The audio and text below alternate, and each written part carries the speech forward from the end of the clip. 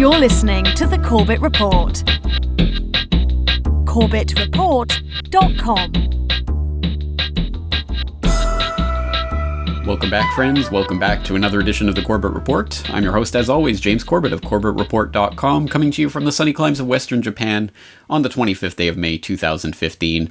This is another edition of Questions for Corbett, that monthly podcast series where you ask the questions and I supply some answers. And as always, there's many different ways to get your questions in. Of course, you can contact me via Twitter at Corbett Report. You can leave a video message, a video question on YouTube or any other video sharing platform. But if you do, please make sure to message me directly to let me know it's there. You can, of course, contact me via the contact form on CorbettReport.com. And on that contact form, you'll also find a SpeakPipe application by which you can record an audio message for me, which can then be played on the podcast.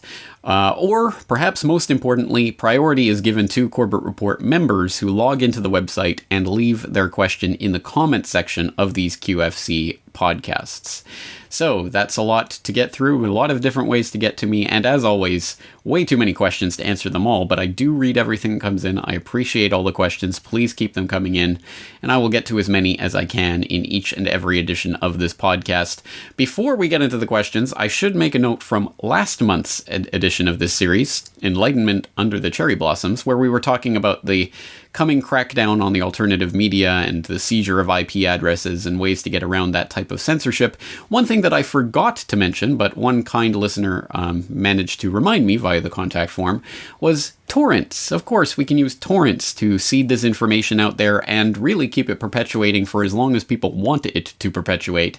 There's really no way to censor that once it's out there. It's the genie out of the bottle. So torrents, another great way to do it. And there was a Corbett Report member, I'm not sure if he's still around, but there was a Corbett Report member who was torrenting my various work. You can find, for example, in the comment section of the Federal Reserve documentary at CorbettReport.com/Federal Reserve, a link to the torrents of the MP3 audio and the MP4 video of that Federal Reserve documentary. So that and other things are out there, and if you want to take it upon yourself to go and seed some things out there, please do. This is, again, Creative Commons work. Please spread it any way you can.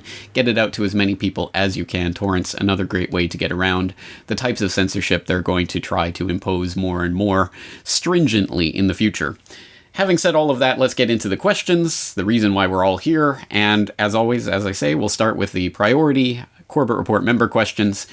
First one up comes from Bo Boy, and I'm not sure if I'm pronouncing that correctly, and my apologies if I'm not, but Bo writes, "Yet another instance of cop killings has surfaced in my Twitter feed. There may be a chapter in the history books for 2014 and 2015 for the scene of civil unrest. Question, is there an agenda behind manufacturing the negative image of the police force in the minds of the people and vice versa? What are your thoughts on the subject?" And a related question from another Corbett Report member, Eli, who writes, "I was wondering if you have noticed an intense effort and successful one to pretty much deify the military/veterans. It makes it extremely hard to talk about anything related to the action of the political system because anything even remotely anti-military or veteran makes you a blasphemer. What are your thoughts on this, and how do we go about trying to snap people out of military fever?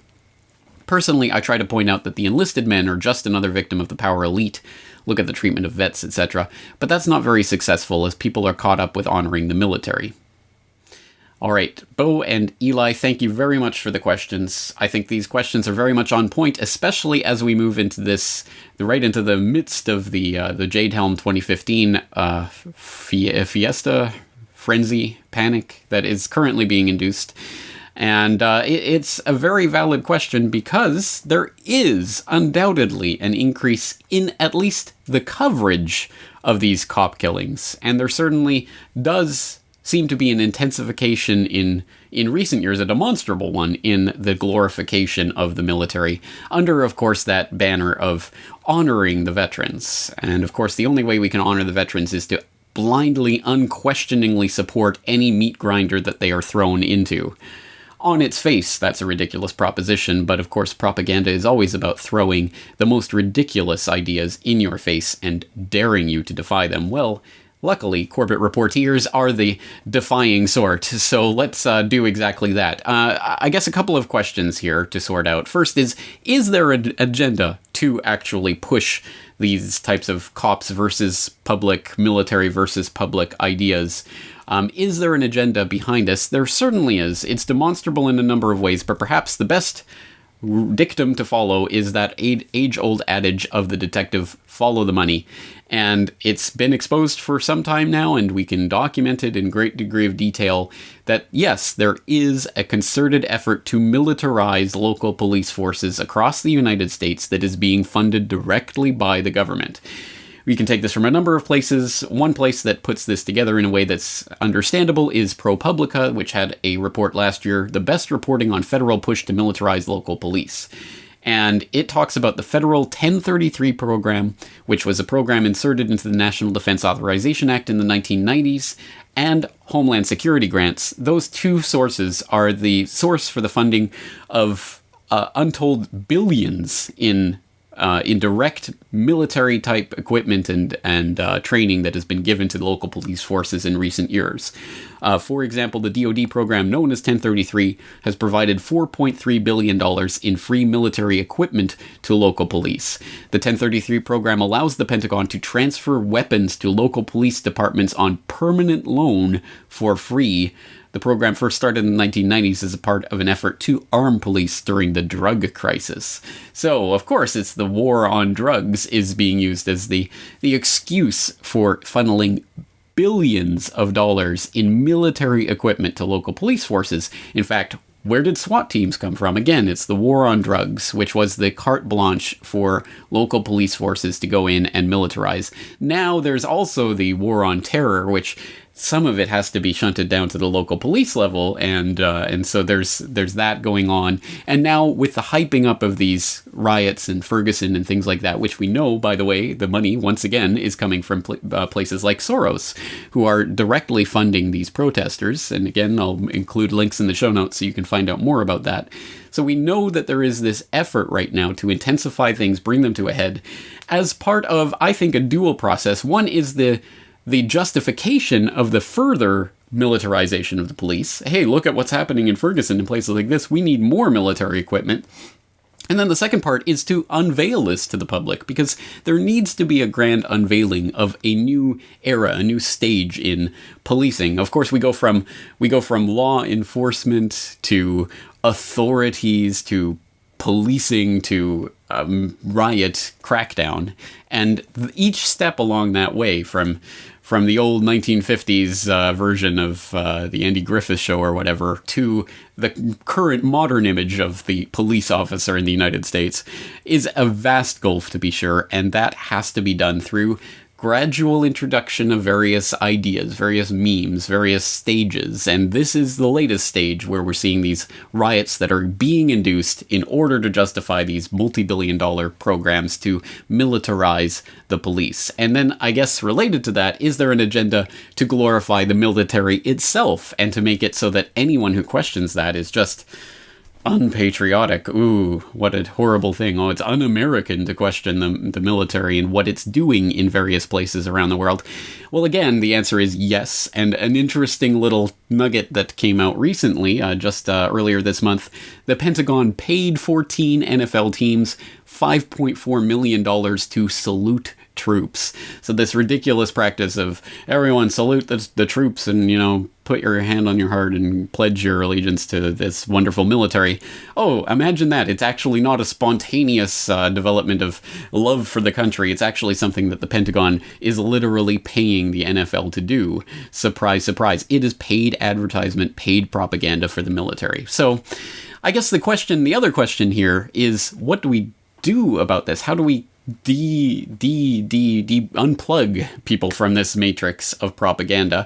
And I think the interesting part of this is that the military itself doesn't need unplugging from that that matrix. Either they know about it and they choose to go along with it, or they know about it and they speak out against it. And as even the government's own figures show, 22 veterans a day now committing suicide. The military knows that what is happening around the world and the things that they're engaged in are not right. And a lot of them are having serious problems with what's going on, serious PTSD, serious medical issues, and the ridiculous Veterans Affairs medical issues continues to come out. The veterans know that the government doesn't care one iota about them as people. They only care about whatever military, geopolitical, economic agenda that is set out for the military, which is exactly why the military has always been, I think, on the cutting edge of a lot of these things, or at least certain sections of it. It's why Major General Smedley Butler can come out with War is a Racket, because he knew he was a gangster for capitalism, exactly as he said he was, trying to export the interests of the Chiquita Banana Company or whatever around the world. That's exactly what the military knows at the highest levels, and with people on the inside, they know that they're involved in these things. Some of them choose to simply, the cognitive dissonance is so great and they can't ever question that, and that's unfortunate. But there are a lot in the military that know that it's wrong and want to fight against it, which is exactly why Ron Paul, who said end the wars and bring the troops home, was the most popular candidate, received the most donations from active serving military during his presidential campaigns. Why do you think that is? It's because the military knows what's going on. So it's not the military that we need to unplug from that matrix. I think it's the people who support the troops, as in support any meat grinder that they're thrown into. And I think we have to point out things like it's the military that supports Ron Paul's agenda of bringing the troops home and things of that nature, the 22 suicides a day, that can perhaps needle their way into the brains of some of these people who have become completely enthralled by the propaganda. It's not a perfect solution, but it's something. Also pointing out the 1033 program and others that are documentably militarizing the police through direct government grants is a good way of needling people in that part where some people will just go along with it because, oh, it's the cops, we have to support the cops. Well, what does that mean, and who is supporting the cops? And I think once we look, again, following the money, we can start to deconstruct that agenda. Unfortunately, like so many things, you can lead the horse to water, you can't make it to drink. So there are certain people who are never, ever going to fundamentally question that system. And in that case, I mean, I don't think the onus is on us to make them understand this. If they don't want to, the cognitive dissonance is so great, they're intellectual cowards, what have you. Well, at a certain point, they're a lost cause, and you just got to keep moving on and planting the seeds elsewhere where it will flower. And I think that's the most important part. Don't get disheartened if you can't get one particular person to understand what's going on. I think the better thing to do is to throw the seeds out there, and they will find fertile soil out in the general public amongst a lot of people, and sometimes in ways you wouldn't expect. Sometimes people will come back to you years after you tell them something